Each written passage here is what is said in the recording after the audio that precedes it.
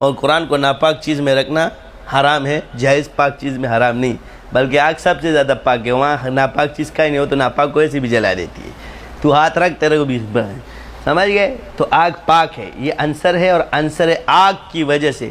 تو لوہا جو ہے وہ کسی اور چیز سے متاثر نہیں ہوتا، وہ آگ سے گرم ہوتا ہے، اس لیے اس میں تاثیر پیدا کرنے کے لیے اس کو آگ میں رکھا جاتا ہے، یہ اس کا فلسفہ ہے اور حکمت ہے۔ بس باقی رہی کہ بھائی وہ قرآن گرم ہو رہا ہوتا ہے، فنا جی تو آیات گرم نہیں، ہم چھری کو گرم کر، لیکن قرآن جو ہے وہ مٹتا نہیں اس پہ، عنصر آگ میں پختگی پیدا کرنے کے لیے اس آیت کو لکھا جاتا ہے، کیونکہ عناصر سے بھی علاج ہے۔ وَنُنَزِّلُ مِنَ الْقُرْآنِ مَا هُوَ شِفَاءٌ وَرَحْمَةٌ لِّلْمُؤْمِنِينَ سے عنصر آگ،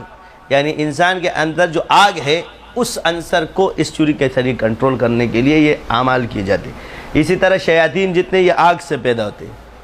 تو فَأَنزَلَ الْحَدِيدَ بھی قرآن تو اس سے ہو جاتا ہے، تب جب آگ